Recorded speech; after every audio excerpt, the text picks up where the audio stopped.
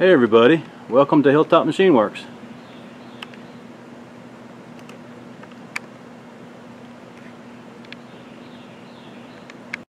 Well guys, hope you can see that. That's about 28 degrees on the thermometer. So we're supposed to have Snowmageddon come in last night and today. So this is what we woke up to. Thank goodness we fared pretty good. All we got was freezing rain and a little bit of sleet. The ground was still warm, so obviously it's pretty much melting on our part, but my friends to the north and the northwest got pounded 6, 8, 10, 12 inches of snow. So all we've got, like I said, is freezing rain. The power has flickered a little bit here and there, but we haven't lost power yet, so that is good. So I figured we'll go in the shop and we'll go ahead and knock out a mail call. So before we start the mail call, figured this would be a good place to stick the upgrades and how I've been making progress on the Boyer Schultz. As you can see, it is all cleaned up. Parts are painted. I'm starting to decipher the wiring, and the upcoming projects we'll have for this thing is going to make a new lead screw out of that threaded rod. This basically retaining nut that the threaded rod goes into, we are going to bore and sleeve and cut threads into that. And we need to make a new spur gear, and we also need to repair the rack that this thing rides on. So got a bunch of stuff going on with the Boyer Schultz, but hopefully you guys have been enjoying this series, and I'm excited to get this thing back together and hopefully up and running. As you noticed in number 2, she has some excessive wear on the ways. Obviously she wasn't taken care of, and whoever was operating her just you know, didn't give her any love and just wore her out. But we'll do the best we can with what we got and get her back in service. So hope you guys have been enjoying that, and we got a couple more parts to come. Well, hey guys, it's Tom here, and we are back in the shop for another mail call. This will be mail call number 22. And as you saw at the beginning of this footage, yeah, we got a little bit of inclement weather, but so far so good. As you can see, still got the power on, and that noise you hear is the sleet and freezing rain hitting the metal roof. So it is Sunday, and of course when I post this and you guys see it, it'll be Monday. So hopefully tomorrow, which will be today when you see it, the weather will slowly have warmed up, and this front that came in will slowly dissipate, and we'll get back to normal December weather. But as you can see, obviously I am in a different filming position because the Boyer Schultz has got my welding table right now. So we're over here at the Snap-on box, and as you can see, this is my pile of goodies, stuff I've gotten for the shop. So I need to clear it off, and with the weather the way it is, I figured I'd come in here and do a short mail call and update you guys, and then I can just get back in the house and sit by the fire and enjoy the day. You know, I've got the cranberry woods going on here, so I got some smell goods in the shop, so it doesn't smell like dirt and metal, as Miss Hilltop always says the place smells like. So now it'll smell Christmassy. But anyways, hey, thanks to all my new subscribers. I wanted to give a shout out. Thanks for finding my channel. Thanks for hitting that subscribe button. And if you're a viewer of my channel and hadn't hit the subscribe button, please hit that red button down there. It doesn't cost you nothing. It's totally free, and that way it helps to let me know you guys are out there. Currently we're at 435 subs, so that is awesome. We are getting close to that 500 sub mark. And when we do, obviously, I have been touting the 500 sub giveaway, so I'm excited. The stuff has been sitting on my bench now for a few months, so that is right around the corner. So the more people hit that subscribe button, the sooner we can have this giveaway. So hit the subscribe button. And let's see, let's get to the good stuff here. I guess we can do eBay items.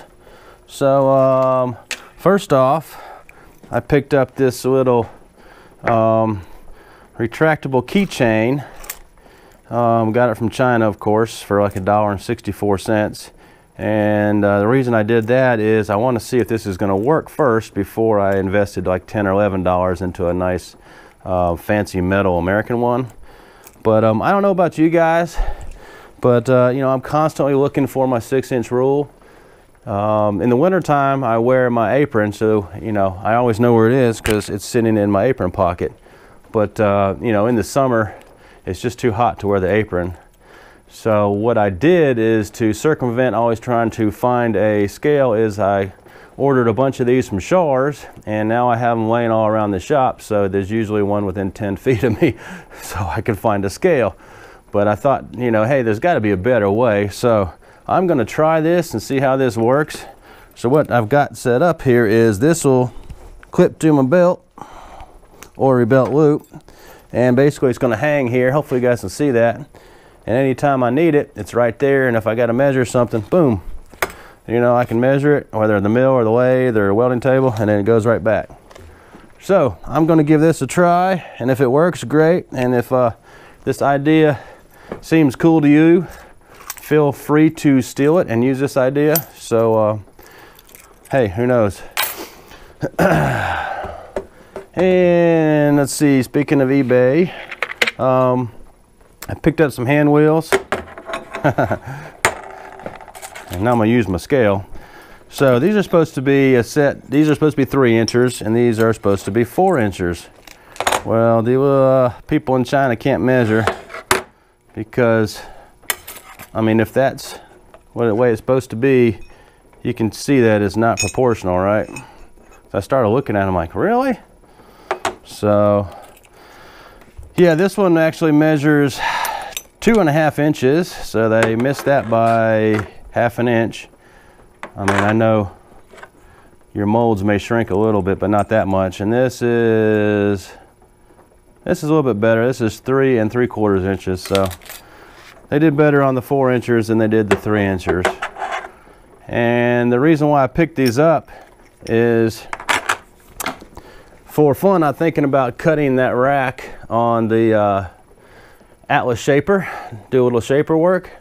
And instead of having to try to control that hand crank on the top, because it doesn't have automatic down feed, what I figured I'm going to do is adapt a hand wheel, so that way I can actually have my hand sitting on it and just turn it just a little bit, you know, just like this, each stroke. So that way I can kind of control the depth, because obviously on the smaller shaper, the depth is more important than a bigger shaper, because if you take a too aggressive cut by accident, you know, a bigger shaper, it's not going to phase it, it's just going to plow through. But on this smaller shaper, she may not like that and have a hiccup or tear a tool or damage something. So I figured this would be a lot easier to control and be more consistent with my down feed. And with most of the stuff, I like to order 2. So that way I got one for this project, and I put this one away for a future project. And I wasn't sure if I wanted the 4 or the 3 incher, so I ordered those just to see which size I like better. But seeing that they really goofed on this one, I'll probably end up going with the 4 incher. And still talking about the Boyer Schultz, everything is left-handed, which I figured. And I started looking at my left-handed tap and die stuff, and my 3/4 is a little bit lacking. I've got 3/4 16 left-handed stuff, but I didn't have any 3/4 10 stuff. So hey, who needs an excuse to buy new tools, right? So picked up a 3/4 10 left-handed tap. This one's new,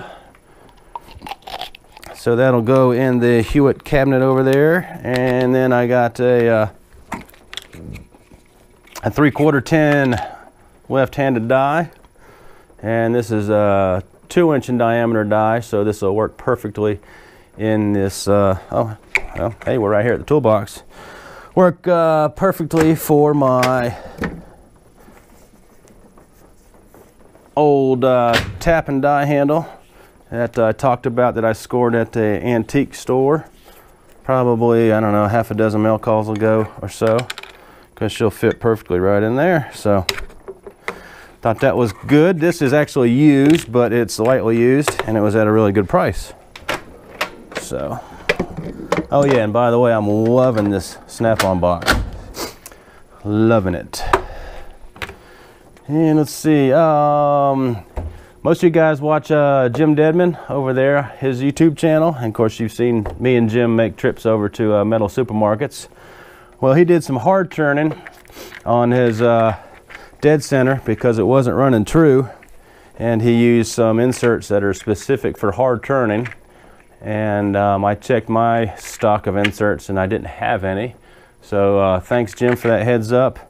So I picked up some Valinite hard turning inserts. These are CNMA 432s. So this will work good. And this is new old stock stuff. And let's see, there's 10 in there. Package hasn't been opened and I got a deal on it. The guy was asking 45. And it said make me an offer, so I offered him 35 and he took it. So that's a good deal for these hard turning inserts. You know, $3.50 an insert. Plus I got free shipping, so yay! And I got them from a company called MJ Tooling.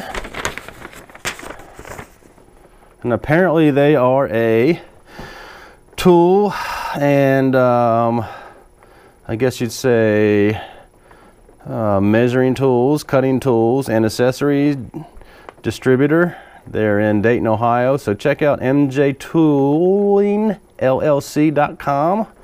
So if you can pick up some cool tooling and accessories from an American company, that would be great. Looks like they have some decent stuff. We're always looking for a new resource to buy stuff, right? And lastly, well, not lastly, close to lastly, picked up this digital thermometer. And the reason why I did is we've got an upcoming project and I need this. I'll tell you that here in a second. But this is just a cheap one off eBay from China. And for the Boyer-Schultz, this is 1-inch diameter, 6-inch hunk of bronze. So we're going to use this to sleeve that that nut that runs on the lead screw on the Y-axis. So I picked that up off of eBay, and that is it for the eBay items. I only got one Snap-on thing. They had a sale on their 1/4-inch extensions, and these extensions are the Wobble Plus. And for you guys that don't know what the Wobble Plus is, so basically you've got the functions of 2 different extensions on one. So if you put your socket on,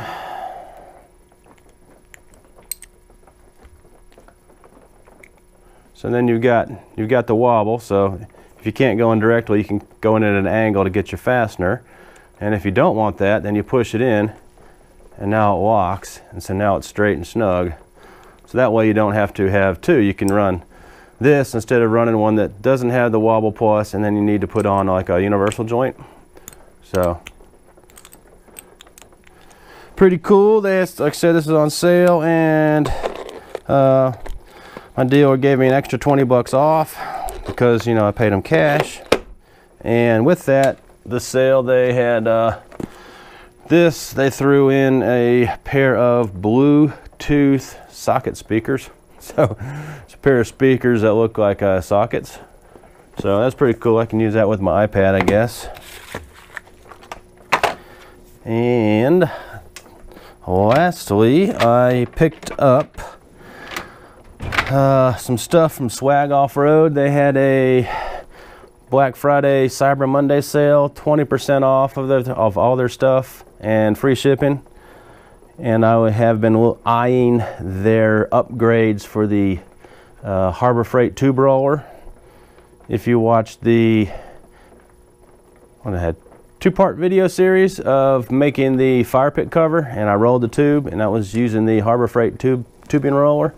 So their kit, you weld on, they call them weld on wings. Hopefully you guys can see this. Let me get a better picture. Let me see here. So what you're doing here is you're welding on these two extension wings on each side. So it puts the rollers farther outboard, and it makes it way easier to roll. And the other part of the kit they give you is, they call it the tubing roller electric drive kit. And what this does is it allows you to, one, mount a small bottle jack on the top, so you don't have to continually fight and turn that lead screw to run the die down to change the radius as you roll. You just use a jack, and then you adapt a electric pipe threader that Harbor Freight sells for, I think, for about $49.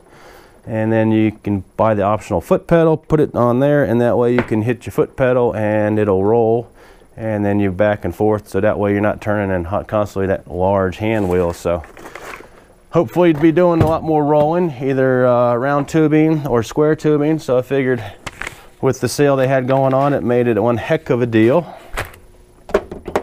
Oh, and I did pick up some aluminum bronze TIG rods.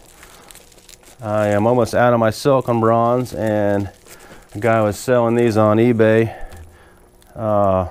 real cheap. He had a bulk of them, and he was selling them in 1 pound lots. So I picked that up. I forgot.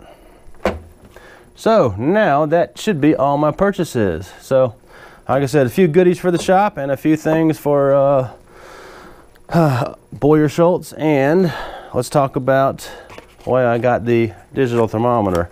So once we get the Boyer Schultz wrapped up, the next project we got is we're going to go over to the Excello mill, and I want to make a horizontal arbor support. So you can turn the vertical mill into a horizontal mill, because I've got the head and I've got an arbor. I just don't have the attachment to support the arbor. And checking on eBay, they rarely come up over, I don't know, the last 4 years. I've only seen one come up on eBay for the Excello mill, and it was like 650 bucks. So I ain't gonna pay that. We'll just fabricate one. And the reason I got the tactometer is I'm curious if the drive ratio in that head is 1-to-1 or 1-to-2 or 2-to-1 is reduced or increased or what. So that way I know what the speed is on the milling cutter compared to what the dial says on the head. So that's why I got the digital thermometer, digital tactometer. And let's see, yeah, I may have a paid project coming up. Customer reached out to me. We may be making some mini pallets to display some gun parts. I got to get back with them, and we got to finalize some stuff. I got a price quote for material, and I got an idea about what the labor is going to be. So if we get a thumbs up on that, we'll be filming that too. So I think that's going to be a wrap. I don't want to run it too long, but I just want to say, hey, you know, give you a shout out to all my new subscribers, and you know, thanks to all my old subscribers that are hanging in there. And we try to do some fun stuff on the channel, interesting projects. So you know, stay tuned. Still trying to stay on the Monday schedule of post a video every Monday, and if I get extra content, then I'll post them on a Friday also. 2-in-1 week bonus. And I guess I should mention, yeah, Christmas is coming up in what, 2 weeks, so probably won't have a video out on the 24th. So don't look for one from me for that day. I imagine there'll be a lot of YouTube creators that'll be taking the holidays off, so there probably won't be much content that whole week. But be patient, hang in there with us, guys, and with that, it's gonna be a wrap, and I'll see you guys later.